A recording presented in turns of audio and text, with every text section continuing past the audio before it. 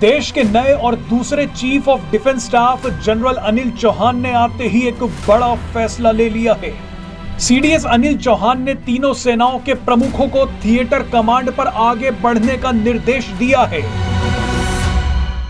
इस वीडियो को देखने के बाद आपको थिएटर कमांड के बारे में सब कुछ पता चल जाएगा।